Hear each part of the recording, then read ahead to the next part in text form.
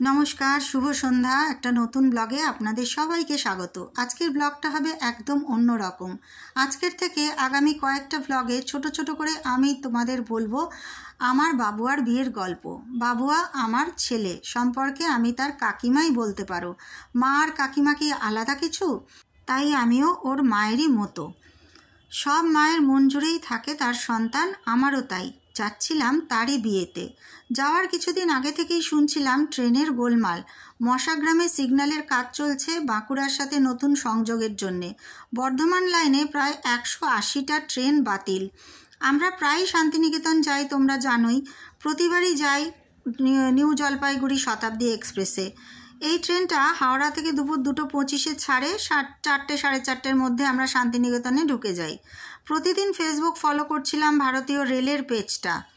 আসছিল নতুন নতুন আপডেট। সব ট্রেন বাতিল হলেও শতাব্দী চলবে এমনটাই জানতাম। কর্তাকে বললাম, তুমি পরপর 2 দিনের টিকিট কাটো। যদি প্রথম দিনেরটা ক্যান্সেল হয়ে যায় পরের দিনটায় চলে যাব, কারণ পরদিনই লাইনের কাজ শেষ হয়ে যাবে। সেরকমই কথা আছে। সেও তাই করলো, কিন্তু প্রথম দিনের টিকিটের রিজার্ভেশন পেলাম, পরদিন পেলাম না। যাই হোক, ঠাকুরের নাম করে যাচ্ছি আর সব কাজ সারছি, ব্যাগ গোছাচ্ছি। মেয়েও সমানে আইআরসিটিসির পেজটা ফলো করছে আর নতুন কিছু আপডেট হইল কিনা দেখছে। হঠাৎ মেয়ে বলল, মা দেখো তো, শতাব্দী বোধহয় ক্যান্সেল হয়েছে। আমার তো মাথায় হাত। কর্তা অফিস থেকে ফেরেনি, কি হবে এখন? জিজ্ঞেস করলাম, দেখি তো 2 দিনই ক্যান্সেল কিনা। মেয়ে বলল, ক্যান্সেল নয়, পথটা ঘুরিয়ে দিয়েছে। বর্ধমান যাচ্ছে না, তার বদলে কাটোয়ায় থামবে। কাটোয়া আবার কোথায়? কোনোদিন যাইনি তো। দুজনে তাড়াতাড়ি গুগল ম্যাপ খুলে বসলাম। কাটোয়ায় শতাব্দী দাঁড়াবে 2 মিনিট। সেখান থেকে নেমে বাই কার পৌঁছতে হবে শান্তিনিকেতন। আগের দিনের রিজার্ভেশন কনফার্ম, কিন্তু পরের দিন টিকিট কনফার্ম হয়নি। কর্তা বাড়ি ফিরে সব জেনে বলল, সবই ঠিকই আছে, কাটোয়া থেকেও নয় বাই কার চলে যাব, কিন্তু অচেনা ড্রাইভার, অচেনা জায়গা, সেইটার কথাই ভাবছি কিভাবে যাব। এই চিন্তা করছি দুজনে মিলে বসে। তার মধ্যে আমি মেসেজ করলাম বাবুয়াকে যে, বাবুয়া এই পরিস্থিতি। শুনেই সেই ছেলে বলল, আমি দেখছি কি করা যায় কাকিমা। বোধহয় মিনিট 5ও যায়নি, তার মধ্যে সে তার বন্ধুর নাম্বার দিয়ে বলল, কাটোয়ায় গাড়ি চলে যাবে, তোমরা চিন্তা করো না, তোমরা রওনা দাও, আর কোনো রকম কোনো অসুবিধা হবে না। কাটোয়া থেকে শান্তিনিকেতন আমার বন্ধুর গাড়িতেই তোমরা পৌঁছে যাবে। বাবুয়ার কথায় যে কি নিশ্চিন্ত বোধ করলাম, কি বলবো। কথা মতো পরদিনই বেরিয়ে পড়লাম আমরা হাওড়ায় ট্রেন ধরতে। হাওড়ায় পৌঁছে দেখি সেখানে কুলি ভাইদের বিশাল অভাব, কারণ সব ছট পুজোয় গেছে, তখনও দেশ থেকে বাড়ি ফেরেনি। যাই হোক, কোনো মতে একজনকে পাওয়া গেল। আমাদের সাথে লাগেজ ছিল এবার বিশাল, কারণ বিয়ে বাড়ি যাচ্ছি, তার অনেক জিনিসপত্র সব জোগাড় যন্ত্র করে বোচকাবাচকি কম হয়নি। যাই হোক, কোনো মতে ট্রেনে উঠলাম আমরা। আর সমানে অ্যানাউন্সমেন্ট চলছে স্টেশনে। দেখলাম কোন ট্রেন বাতিল হয়েছে, কোন ট্রেনের রাস্তা পথটা ঘোরানো হয়েছে। কিন্তু আমাদের তো উপায় নেই, যেতেই হবে, ছেলের বিয়ে বলে কথা। কি আর বলবো। জামা কাপড় উপহার সব নিয়ে আমরা কর্তা, গিন্নি আর মেয়ে উঠে পড়লাম ট্রেনে। ট্রেনে বসেও সেই একই আলোচনা করছি যে কিভাবে নামবো, কি করব বুঝতে পারছি না। আসলে পরপর যে স্টেশনগুলো আসে সেগুলোও তো অপরিচিত, চেনা নেই, তাই কতটা আগে উঠতে হবে, কোথায় উঠতে হবে বুঝতে পারছি না। তার মধ্যেই আমরা করে যাচ্ছি মজা গল্প, যাই বলো, মনে খুব ফুর্তি, বিয়ে বাড়ি যাচ্ছি। কর্তা সমস্ত কিছু নামালো, নামিয়ে গুছিয়ে আমরা বললাম, চলো এবার আমরা একদম দরজার কাছেই গিয়ে দাঁড়াই, কারণ সবাই বলাবলি করছিল এরপরেই কাটোয়া আসবে। শতাব্দী তো খুব একটা বেশি স্টেশন ধরে না, সব স্টেশনে গাড়ি থামছে না, এবারই আসবে, তাই একদম রেডি থাকি। তারপরে জিনিসপত্র নিয়ে যখন আমরা সেই গেটের কাছে গিয়ে দাঁড়ালাম, দেখলাম স্টেশন আর আসে না। আমরা প্রায় মিনিট 40 আগে গিয়ে ওই গেটের কাছটায় দাঁড়িয়ে আছি অত জিনিসপত্র নিয়ে। সে যে কি কষ্ট হয়েছে আমাদের, কি বলবো। যাই হোক, যারা ট্রেনে সার্ভ করছিল সেই তাদের মধ্যেই একটি ছেলে এত ভালো ছিল, সে বলল, আপনারা যখন নামবেন আমি ঠিক চলে আসব, সেই সময় আমি আপনাদের কিছু মালপত্র নামিয়ে দেব, চিন্তা করবেন না। তারপরে ধীরে সুস্থে আমরা নামলাম স্টেশনে। বলাই বাহুল্য, ওই ছেলেটিও এসেছিল, ছেলেটিও আমাদের খুবই হেল্প করেছে, সেই জন্যেই এত নিশ্চিন্তে আমরা নামতে পেরেছিলাম। না হলে এতগুলো জিনিসপত্র নিয়ে নামা খুবই চিন্তার কথা ছিল। আর ট্রেনটাও তো বেশিক্ষণ দাঁড়াবে না, মাত্র 2 মিনিট। তো সেইটার টেনশনটা ছিল। যাই হোক, আমরা নামলাম কাটোয়া স্টেশনে। কাটোয়া স্টেশনটা বেশ ভালো লাগলো, খুব পরিষ্কার পরিচ্ছন্ন। আর স্টেশনে নামতে নামতেই যেটা দেখে সবচেয়ে বেশি খুশি হয়ে গেলাম সেটা কি বলো তো, সেটা হচ্ছে ঝালমুড়ি। কারণ শতাব্দীতে তো আমরা চেয়ার কারে ছিলাম, সেখানে খুব একটা এইসব জিনিস খাবার দাবার খুব একটা কেন ওঠেই না। ট্রেনেরই যেটা প্যান্ট্রি আছে সেখান থেকে চা কফি যেটুকু পাওয়া যায়। আর আমরা খেয়ে বেরিয়েছি সেই সকালবেলায় 2 চামচ করে ম্যাগি। সবার যে কী অবস্থা, তখন বিকেল হয়ে গেছে একদম। তো নেমেই আমরা সেই স্টেশনে খুঁজে পেয়েছি ঝালমুড়ি দাদাকে, তার কাছ থেকে ঝালমুড়ি। আর কখন ভাবছি যে স্টেশনের বাইরে যাব, একটু চা খাবো। সব একেবারে বিধ্বস্ত অবস্থা। আগের দিন রাত্রির থেকে শুরু হয়েছে টেনশন, ঠিকমতো পৌঁছতে পারবো তো। তাও বাবুয়া আমাদের খুবই নিশ্চিন্ত করেছিল গাড়িটা পাঠিয়ে, সেই কারণেই একটু ভরসা পেয়ে আমরা বেরোতে পেরেছি, না হলে কি করতাম জানি না। পরের দিনের টিকিটটা আমরা ক্যান্সেল করে দিলাম, কারণ আগের দিনই পৌঁছে গেছি, কোনো অসুবিধে হয়নি। তারপরে ওখান থেকে একটু ঝালমুড়ি খেয়ে আমরা আস্তে আস্তে রওনা দিলাম। কিন্তু রওনা দেওয়ার আগে কর্তা ফোন করলো, বাবুয়া যাকে পাঠিয়েছিল সেই যিনি গাড়ি নিয়ে আমাদের ওই এতে এসেছিলেন, স্টেশনে এসেছিলেন, তার নাম্বারে তিনি একেবারেই আমাদের কাছে চলে এলেন। স্টেশনের বাইরে গাড়ি রেখে বললেন, আপনাদের সাথে যখন জিনিসপত্র আছে আমি আরেকটি ছেলেকেও ডেকে নিচ্ছি, আমরা দুজনে মিলে জিনিসপত্রগুলো নিয়ে তাহলে যেতে আর কি সুবিধা হবে গাড়ি পর্যন্ত। কারণ গাড়ির বেশ কিছুটা দূরেই দাঁড়িয়েছিল। মেয়ে আর আমি তো খুব মজা করছি যে যাক, তবু পৌঁছানো গেছে। এই সেই দাদা যিনি আমাদের গাড়িতে আর কি গাড়ি করে নিয়ে এসেছিলেন শান্তিনিকেতন। তো ওনাকেও বললাম আপনিও একটু খেয়ে নিন। তো উনি চা খেলেন, আমাদের সাথে মুড়ি আর খেলেন না। আর সঙ্গে যে ছেলেটিকে আমরা পেলাম, ওই স্টেশনের মধ্যেই ছিল ছেলেটি, এদিক ওদিক ঘুরছিল। সেই ছেলেটি যে কি ভালো, কি বলবো, মানে গ্রামের মানুষ এত ভালো হয় আমার বলার কোনো ভাষা নেই। সেই ছেলেটি মাত্র 100 টাকা নিয়ে আমাদের অতগুলো মাল গাড়ি পর্যন্ত পৌঁছে দিল। এবং এত সহজ সরল ছেলে, মানে শেষে ওর নাম্বারটা, ফোন নাম্বারটাও আমাদের দিচ্ছে। আমরা যত বলছি যে না, আমরা তো কাটোয়ায় আসিই না, তোমার সাথে আর দেখা হয়তো হবে না, সে তবুও শুনছে না। বলছে কখনো যদি আপনারা আসেন আমার নাম্বারটা রেখে দিন, আমি আপনাদের মালপত্র সমস্ত প্রতিবারই গাড়িতে তুলে দেবো। আমরা বললাম ঠিক আছে ভাই, নাম্বারটা দাও। তো যাই হোক, স্টেশনে যখন আমি হাঁটছিলাম, মানে আমার এমনিতেই আমি একটু আস্তে হাঁটি, আর মেয়েই সবসময় ফলো করে যারা মালপত্র নিয়ে যায় কুলি ভাইদের। কিন্তু এরা এত জোরেই হাঁটছিল যে মেয়েকে রীতিমতো ছুটতে হলো লাস্টে। আর আমি তো ওই যে দেখো বহু দূর, তখনও পৌঁছতেই পারছি না, কারণ অতটা স্টেশন হেঁটে এসে তারপরে সিঁড়িতে ওঠা অত তাড়াতাড়ি আমার পক্ষে এখন আর সম্ভব হয় না। আমি একটু ধীরে ধীরেই হাঁটি, ধীরে সুস্থে। তো যাই হোক, তারপরে মেয়েকে বললাম তুই দৌড়ো ওদের পেছনে, আমি ধীরে ধীরে এগোচ্ছি। তারপরে লাস্টে ওরা একটু দাঁড়ালো স্টেশনে, ওভারব্রিজের মাঝখানে। তারপরে একসাথে আবার হয়ে রওনা দিলাম। স্টেশনটা খুবই ভালো লাগছিল, প্রায় 5টা বেজে গেছিলো পৌঁছতে পৌঁছতে। খুবই সুন্দর স্টেশনটা, সাজানো গোছানো গ্রামের স্টেশন। আর কাটোয়ার তো নাম আছে, আমরা সেই ডাঁটা, কাটোয়ার ডাঁটা খাই, খুব বিখ্যাত। তো যাই হোক, স্টেশনে পৌঁছে তবে যেন ধরে প্রাণ এলো। আর স্টেশন থেকে নামতেই স্টেশনের ঠিক বাইরেটাই একটা মন্দির ছিল, এত সুন্দর মন্দিরটা।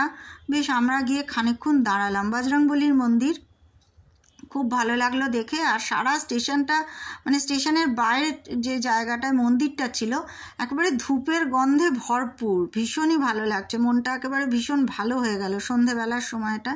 এরকম সুন্দর একটা ধূপের গন্ধ, চারিদিকে মন্দিরের একটা পরিবেশ, খুব ভালো লাগলো। আর ওই যে কর্তা নামছে আস্তে আস্তে, কারণ ওর হাতে অনেক জিনিসপত্র, সব নিয়ে সামলে সামলে নামছে। ওরও স্পন্ডেলাইটিস আছে, অনেক কষ্ট হয় বেশি মালপত্র টানতে, কিন্তু কি আর করা যাবে। এই সেই মন্দিরটা খুব ভালো লাগলো দর্শন করে। তারপরে আমরা আস্তে আস্তে এগোলাম আমাদের মালপত্র নিয়ে গাড়ির দিকে। গাড়ি করে যে কতটা যেতে হবে আমাদের কোনো রকম আইডিয়া ছিল না। তো যাই হোক, ঘন্টাখানেক লাগবে এটুকু তো জানতামই। আর পথেও আমাদের কিছু কাজ ছিল, ভেবেছিলাম যে গাড়িটা নিয়ে যাওয়ার সময় সেই কাজগুলো সেরে যাব, কারণ পরের দিন ছিল আমাদের বরণডালা সাজানো, শ্রী তৈরি করা, এইসবের ব্যাপার। তো কিছু কিছু জিনিস কেনা বাকি ছিল। তো তো ভাবছিলাম সেগুলো একবারেই কিনে নিয়ে ঢুকবো, কারণ পরের দিন আর আমার সকালবেলা বাজারে বেরোনোর সময় হবে না। তো এই সেই যার কথা বলছিলাম, যে মানুষটা আমাদের স্টেশন থেকে জোগাড় হলো, যে আমাদের এত কষ্ট করে মালগুলো গাড়ি পর্যন্ত পৌঁছে দিল ড্রাইভার দাদার সাথে। মানুষটি এত সরল সোজা, এত ভালো, ওনার কথাবার্তা শুনছিলাম আর মনে মনে ভাবছিলাম এখনও কত সরলতা বেঁচে আছে পৃথিবীতে। সত্যি মানুষটা গায়ে পড়ে আমাদের উপকার করলো, এবং আমি আর হিয়া খুব মজা পাচ্ছিলাম। উনি এত মজার মজার কথা বলছিলেন এবং বললেন যে আমার নাম্বারটা রেখে দিন, আপনারা যখন আসবেন এখানে ফোন করলেই আমাকে পেয়ে যাবেন। তো যাই হোক, ওনার অনুরোধে ওনার নাম্বারটা আমরা রেখে দিলাম, খুবই ভালো লাগলো। তারপরে হঠাৎ দেখি কর্তা ভ্যানিশ। কর্তা কোথায় গেল? চা আনতে গেল নাকি, কারণ ওই সময় ওর একটু চা তেষ্টা পায়। তো দেখলাম যে চা খেয়ে আমাদের জন্য নিয়ে এসছে গরম গরম জিলিপি। জিলিপিগুলো এত ভালো ছিল, এত ভালো ছিল, মানে কলকাতায় আমরা জিলিপি খাই ঠিকই, অনেক বড় বড় দোকানের জিলিপিও খাই, গুপ্তাস আছে আমাদের এখানে, আরও অনেক হলদিরামস আছে, কিন্তু এই জিলিপিটা যে কি ভালো স্বাদ ছিল, একেবারে মুচমুচে আর গরম।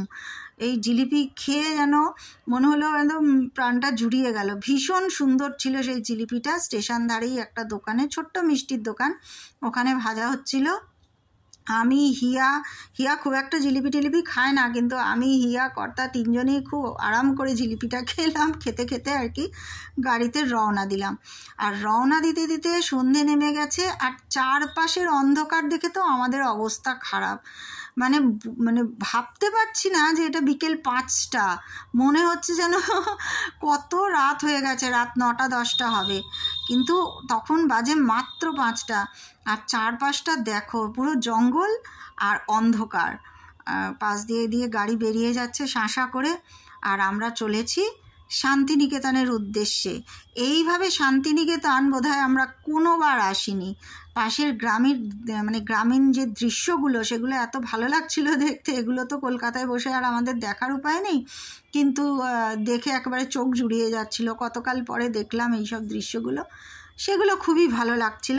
কিন্তু মাঝে মাঝে অন্ধকার দেখে আমি আবার একটু ঘাবড়েও যাচ্ছিলাম, বাবারে এত অন্ধকার, এই আর কতক্ষণে শেষ হবে এই রাস্তাটা, মানে কতক্ষণ ঢুকবো আমাদের চেনা সেই বোলপুরে, এটাই ভাবছিলাম। তো যাই হোক, যেটা বলছিলাম যে কোনো দিন এইরকমভাবে আমরা শান্তিনিকেতন বোধহয় আসিনি, যে এইভাবে সোজা রাস্তাটা এত ঘুরপথে। আর এবারেই আমাদের লাগেজপত্র এত বেশি, বিয়ের জন্য জিনিসপত্র আছে সঙ্গে। যাই হোক, ভগবান যা করে মঙ্গলের জন্য, অবশেষে পৌঁছে তো যাচ্ছি। বাবুয়া এত সুন্দর অ্যারেঞ্জ করেছে, খুব সুন্দরভাবে ড্রাইভার দাদা গাড়ি চালিয়ে এনেছে। আর আমি যা করি, আমি একটু মজা করছি মেয়ের সাথে গাড়ির মধ্যে, কি সাজবো, কি নাচবো, কি গাইবো, বিয়ে বাড়িতে কি করব, এই সব গল্প করতে করতে আমরা এগোচ্ছি। আর ড্রাইভার দাদা বলছে আর বেশি দূর নেই, আমরা এই প্রায় ঢুকে পড়েছি বলে। আর মাঝপথে একটুখানি, এই জায়গাটার নাম হচ্ছে বঙ্গছত্র, নামটাও খুব সুন্দর। এই জায়গাটা একটুখানি আমরা আবার দাঁড়ালাম। কর্তা বলল যে একটু চা খেয়ে নিই, চলো, অনেকটা এসেছি।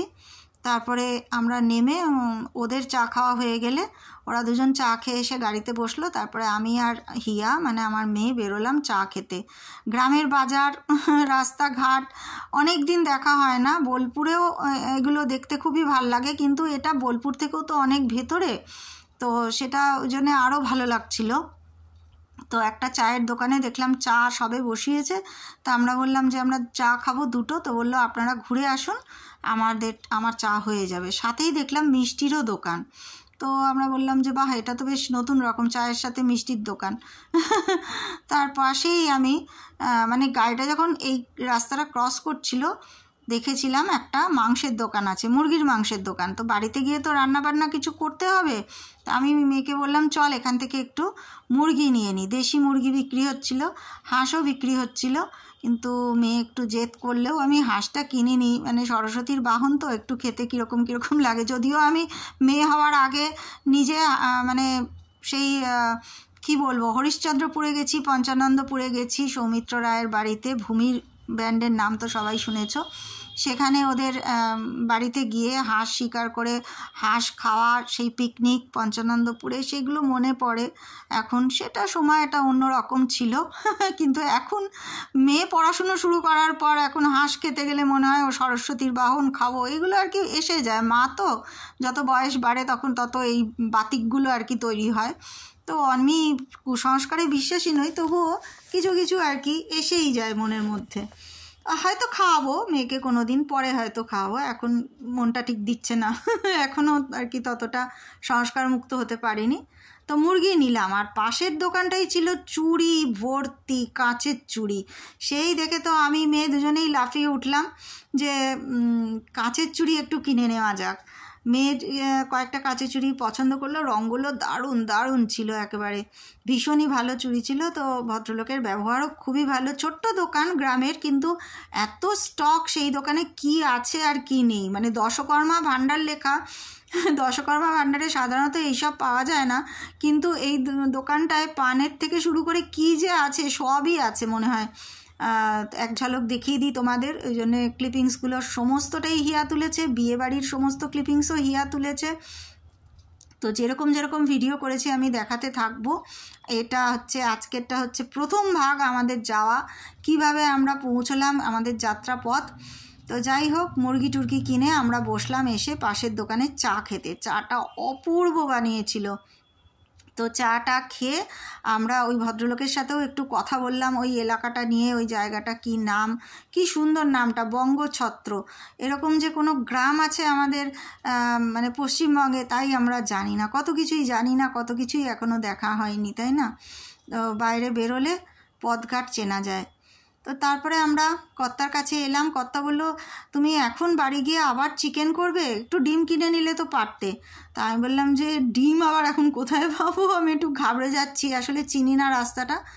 তো কর্তা কিন্তু খুব সাহসী আমার, সে কখনোই মানে করে না, আটকায় না কোনো কিছুতে। আমাকে বললো, যাও, আমি তো এখানেই দাঁড়িয়ে আছি, কিচ্ছু হবে না, সামনের দোকানগুলোয় দেখো, ঠিক পেয়ে যাবে। আমি বললাম ঠিক আছে চলো, আমি একটু ঘুরেই দেখে নিই বাজারটা এখানকার কীরকম। তো গিয়ে অনেক খুঁজলাম, কিন্তু ডিম পেলাম না। সব দোকানেই আছে, কিন্তু কি ব্যাপার বুঝলাম না, ডিম কোথাও পাওয়া গেল না। তো আমি এদিক ওদিক ঘুরে বেশ অনেকটাই ঘোরাঘুরি হয়ে গেল ওরা চা খেতে খেতে। তো ডিম টিম পেলাম না। বললাম ঠিক আছে চলো, বোলপুরে তো ঢুকবো, ওখানে সব চেনা দোকান কোথায় কি পাওয়া যায় জানি, ওখান থেকেই কিনে নেব। তারপরে আস্তে আস্তে আমরা বোলপুরে ঢুকছি। তখন এটা তো একজন বিশেষ মানুষের বাড়ি, দেখে যারা চিনবে তারা তো বুঝতেই পারছো কার বাড়ির সামনে দিয়ে আমরা ঢুকছি। নিচুপট্টি, এটা বোলপুরে নিচুপট্টি জায়গাটা। তো এইখানে এই এলাকাতেও দেখলাম প্রচুর দোকান, মানে এত দোকান, ভাবতে পারিনি যে এইরকম পুরনো একটা রাস্তায় এত দোকান থাকতে পারে। কি আছে আর কি নেই, বেশ জমজমাট এলাকাটা। তো এই এলাকায় আমাদের কোনো দিনই আসা হয়নি, এই প্রথমবার আমরা নিচুপট্টি দিয়ে ঢুকছি বোলপুরের দিকে। আর মনে হচ্ছে কখন সেই চেনা রাস্তাগুলো দেখব আর বাড়ি পৌঁছবো, আর পরদিন থেকেই শুরু হয়ে যাবে আমাদের বিয়েবাড়ির আনন্দ। এর মধ্যে বাবুয়ারা রওনা হয়ে গেছে মেদিনীপুরে, যেখানে প্রগতির বাড়ি, আমার বৌমার বাড়ি। সেখানে বিয়ের অনুষ্ঠানও সাজানো গোছানো সবই শুরু হয়ে গেছে, কারণ এটা 16 তারিখের ভিডিও, 17 তারিখ ওদের বিয়ে। তো সেখানে সব চলছে আনন্দ উৎসব, জোগাড় যন্ত্র। আর আমরা এদিকে বলেই রেখেছিলাম যে আমি বিয়েতে যাব না, কারণ ওখানে জার্নিটাও অনেক ছিল, 7 ঘন্টা জার্নি করে তারপরে ফিরে এসে বধূ বরণ করা বা আনুষঙ্গিক টুকটাক যে কাজগুলো, বরণডালা সাজানো টাজানো, এগুলো সম্ভব হতো না। তাই আমি বলেছিলাম যে আমি বিয়েতে যাব না, আমরা বরং এদিকে থাকি, এদিকটা গুছিয়ে রেখে দিই, তাহলে তোরা যখন আসবি এই বরণডালা সাজানো টাজানো এই ব্যাপারে যেগুলো আমাদের রিচুয়ালস আছে সেগুলো সুবিধা হবে করতে। তো আমরা কথা বলতে বলতে দেখো বোলপুরে ঢুকে গেছি। আর সেখানে নেমে আমি একটু ওই বরণডালা সাজানোরই কিছু জিনিস কেনা বাকি ছিল, সেইগুলো কিনে নিলাম। আর মেয়ে আর কর্তা গাড়িতে আমার জন্য ওয়েট করছিল। তারপরে আবার আমরা একসাথে আমাদের চেনা রাস্তায় ঢুকে পড়েছি। এটা হচ্ছে শান্তিনিকেতন বোলপুর রোড, এর সামনেই হচ্ছে আরামবাগ, তারপরে আমাদের আপনজন, মানে যত আমাদের পুরনো চেনা দোকান সব পেরিয়ে আমরা পৌঁছে গেছি বাড়ির দরজায়, একেবারে নিশ্চিন্ত। অবশেষে আমাদের শান্তিনিকেতন আসা হলো, থ্যাঙ্কস টু বাবুয়া। আমাদের যাত্রাপথটা অনেকটাই শান্তির হয়েছে ও গাড়িটা পাঠিয়েছিল বলে। আর ড্রাইভার দাদাও খুবই ভালো ছিল। তারপরে আমরা আস্তে আস্তে আমাদের মালপত্র নিয়ে ঢুকে পড়েছি বাড়িতে। এবারে একেবারে নিশ্চিন্তে আরাম করে বসা। প্রথমে ঢুকেই আমি বানালাম চা, কর্তা গেল বাজারে একটু ডিম টিম আনতে। আর রাত্রিবেলায় ডিনারে করলাম ডাল, একটা তরকারি আর অমলেট, তার সাথে ছিল গরম ভাত। আজকের পর্ব এ পর্যন্তই। এর পরের পর্বে দেখাবো আমরা বরণডালা সাজালাম আর শ্রী সাজালাম কি করে। তোমরা দেখতে থাকো GHS গল্প হলেও সত্যি। সঙ্গে থেকো বন্ধুরা, আবার দেখা হবে।